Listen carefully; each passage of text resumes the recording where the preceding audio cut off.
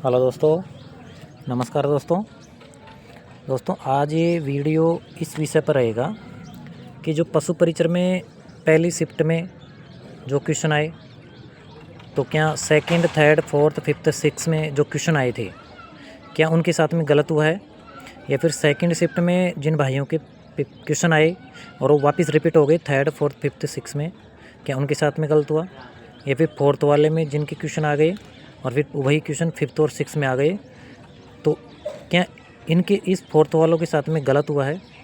तो दोस्तों ये वीडियो उन्हीं के लिए है कि कई भाई चिंता कर रहे हैं कि जिनके जैसे कि मेरे चौथी शिफ्ट में एग्ज़ाम थी, तो मेरे जो क्वेश्चन आए वो फिफ्थ में भी आए और सिक्स में भी आए, क्या मेरे को इन क्वेश्चनों से नुकसान हुआ है।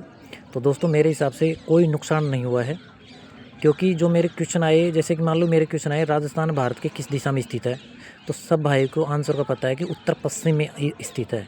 किसको पता नहीं है।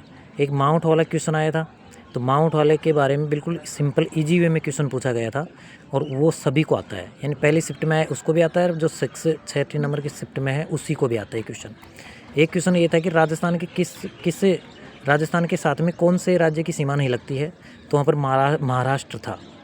तो दोस्तों मैं आपको बता देना चाहता हूँ कि सबको पता है कि राजस्थान के साथ में किन राज्यों की सीमा लगती है, पंजाब, हरियाणा जो भी है, मैं पूरा डिटेल में नहीं बनाना चाहता हूँ, क्योंकि उनकी जो तैयारी करने वाले बच्चे हैं ना, उनको सब पता है कि कौन से ज़िले की किस ज़िले के साथ में ज़्यादा अधिक लग रही है, यहाँ तक भी क्वेश्चन पता है।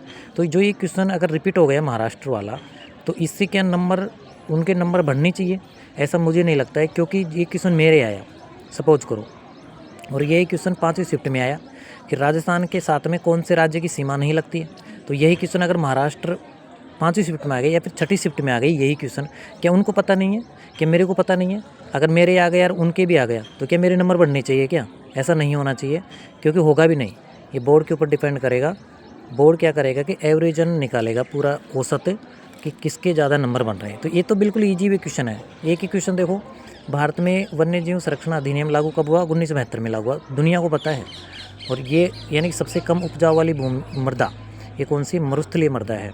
तो ये भी दोस्तों सबको पता है कि राजस्थान में सर्वाधिक मृदा यही पाई जाती है, और इसमें बिल्कुल उपजाऊ बिल्कुल कम होता है। ये बाड़मेर जो भी है, मैं पूरी डिटेल में नहीं बताना चाहता दोस्तों। तो ये जो क्वेश्चन है ना, ये कोई सी भी शिफ्ट में आ जाए, यानी पहली शिफ्ट में आ गया और यही क्वेश्चन छठी शिफ्ट में आ गया, तो क्या पहली शिफ्ट वाले को पता है? बिल्कुल ईजी क्वेश्चन है। और यही अगर मान लो कि इसकी जगह क्वेश्चन आ जाता और जैसे कि मान लो अरावली की चोटी पूछ लेता हो, अरावली की चोटी पूछता आरोही और अवरोही में, तो अगर वो क्वेश्चन पहली शिफ्ट में आता और वही क्वेश्चन अगर सेकंड और शिफ्ट में आता, तो फिर तो दिक्कत आती कि ये क्वेश्चन रिपीट हो गया। जैसे कि दोस्तों मैं आपको बता दूँ, जैसे कि उत्तर से दक्षिण, जैसे मान लो हिमालय है, और हिमालय इधर पूर्व भाग से इधर पश्चिम भाग के ऐसे क्वेश्चन बनते हैं कि इधर से चलेंगे तो कौन कौन सी चोटी आएगी, और यही क्वेश्चन अगर दूसरी शिफ्ट में आ जाता है ना, तो वहाँ पर फ़ायदा मिलता है। ये नहीं कि सबसे ऊंची चोटी जैसे माउंट एवरेस्ट है, और माउंट एवरेस्ट सबको पता है, तो ये क्वेश्चन अगर रिपीट हो जाता है, बिल्कुल ईजी क्वेश्चन है, यहाँ पर कोई फ़र्क नहीं पड़ता है। कई दोस्त कह रहे हैं कि इसमें जो पहली शिफ्ट वाले हैं और पहली शिफ्ट में जो जिनके भी रिपीट हुए हैं उनको फ़ायदा मिलना चाहिए। दोस्तों कितना फ़ायदा मिलना चाहिए? अगर किसी भाई के 133 हैं और उसके 7 क्वेश्चन रिपीट हो गए, तो 7 से कितना हो गया? 140 हो गया वो। तो फिर छठी शिफ्ट वाला क्या करेगा, पाँचवीं वाला क्या करेगा? क्योंकि इनके साथ में फिर अन्याय नहीं होगा क्या? तो ऐसा नहीं होना चाहिए, और ऐसा बोर्ड करेगा भी नहीं, क्योंकि तो सबकी अलग अलग थॉटिकल है। अभी मैं क्या बोल दूं कि मेरे अनुसार बोर्ड चलेगा, क्या मेरे अनुसार बोर्ड नहीं चलेगा। और दोस्तों मैं एक और बता दूं, जो ये बता रहे हैं कि मेरे 130 हैं या फिर 131 हैं, 135 हैं, इनको रिजल्ट आने दो, सबका पता लग जाएगा किसके कितना क्या है।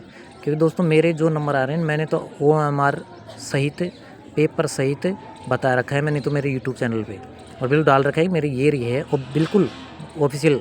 कई भाई ऐसे ही आकर बोल रहे हैं कि मेरे 128 हैं, उनका सबका पता लगेगा, आप रुको, क्योंकि जो रिजल्ट आ रहा है, जो ही सबने वो कह रहे, वो एक हिसाब से, यानी कि जिस शिफ्ट में, जैसे मान लो किसी का पहले शिफ्ट में है और कह रहे हैं मेरे 7 नंबर बढ़ना चाहिए, किससे 7 बढ़ना चाहिए? उनके 7 नंबर। अगर वो 7 क्वेश्चन रिपीट हो रहे हैं ना, तो बिल्कुल ईजी क्वेश्चन रिपीट हो रहे हैं। जैसे कि चौथी में मेरा था चौथी में, और मेरा क्वेश्चन आया था चौथी में कि राजस्थान में नाभिकीय ऊर्जा संयंत्र कहाँ स्थित है, कौन सा है ना? तो उसमें राउत भाटा था। ये किसको पता नहीं है? ये सबको पता है। छठी शिफ्ट में आएगा उसको भी पता है, क्योंकि ये हमारे नरोरा, तारापुर, ये दक्षिण भारत में है, ये हमारे नहीं है, ये महाराष्ट्र में है। तो दोस्तों इन क्वेश्चनों से कोई फ़र्क नहीं पड़ता है, क्योंकि ये क्वेश्चन रिपीट होते हैं, बिल्कुल इजी क्वेश्चन है। अगर क्वेश्चन उसने पूछ लिया ना कि जैसे कठिन क्वेश्चन पूछ लिया, जैसे कि उसने कोई बांध का जैसे नदी दे दी और नदी का अपवाद दृष्टि से आरोही या अवरोही क्रम पूछ लिया, तो वहाँ पर तो एक क्वेश्चन आ जाते हैं ना, तो वहाँ पर एक तरीके से फ़ायदा हो जाता है। लेकिन उससे पूछी सबसे बड़ी नदी कौन सी है, तो सबसे बड़ी नदी हमारे चंबल है। और यही क्वेश्चन अगर दूसरी शिफ्ट में आ रहा है तो क्या इससे क्या कोई फ़र्क पड़ेगा क्या? इससे कोई फ़र्क नहीं पड़ेगा, क्योंकि ये पहली शिफ्ट में भी आता है बच्चों को, सेकंड शिफ्ट में भी आता है। तो दोस्तों ऐसा नहीं होना चाहिए, क्योंकि बोर्ड को बिल्कुल निष्पक्ष सभी बच्चों को ध्यान में रखते हुए काम करना चाहिए।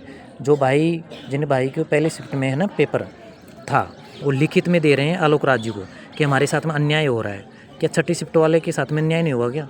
पाँचवीं वाले को नहीं होगा, चौथी वाले को नहीं होगा, तीसरे वाले को भी नहीं होगा, सबके साथ में अन्याय होगा ऐसे तो। क्योंकि उनके अगर नंबर बढ़ जाएंगे ना तो फिर बहुत बड़ी दिक्कत खड़ी हो जाए। लेकिन ऐसा नहीं होगा, क्योंकि वो आलोक राज जी ना बहुत ही सही तरीके से निर्णय लेगा और एवरेज निकाल करके, छठी शिफ्टों का एवरेज निकाल करके, एवरेज निकलेगा और फिर जब जाके नॉर्मलाइजेशन होके और फिर जब जाके रिजल्ट आएगा। लिखित में तो चाहे कोई भी दे दे, क्योंकि मैंने कल एक वीडियो देखा था और उसमें ऐसे बता रखा था कि पहले शिफ्ट वालों को नुकसान हुआ है। ऐसा कुछ नहीं हुआ दोस्तों। तो धन्यवाद दोस्तों, आप भी ऐसे बताएं कमेंट करके कि क्या ये सही है कि पहले शिफ्ट वालों के साथ में नुकसान हुआ है, सेकंड शिफ्ट वालों के नुकसान हुआ है, और नुकसान हुआ तो कितना हुआ है। क्योंकि जो इजी क्वेश्चन है ना, इजी बिल्कुल इजी वे में क्वेश्चन है, वही तो रिपीट हुए हैं, कोई ज़्यादा तो कठिन तो हुई नहीं है। मैंने आपको बता दिया कौन कौन से क्वेश्चन। अब मान लो कि उसने राजस्थान के साथ में कौन से राज्य की सीमा नहीं लगती है, महाराष्ट्र। अगर मान लो महाराष्ट्र की जगह वो कोई और दे देता, जैसे कर्नाटक दे देता, तो सब बच्चे कर्नाटक करके आते, वो तो क्वेश्चन रिपीट नहीं होता ना। अगर कर्नाटक आ जाता तो सब कर्नाटक करके आते। सबको बताया कि कौन कौन से, ऐसे कोई इतना वो नहीं है। ठीक है दोस्तों, धन्यवाद। आप बताएं कि क्या ऐसा होना चाहिए।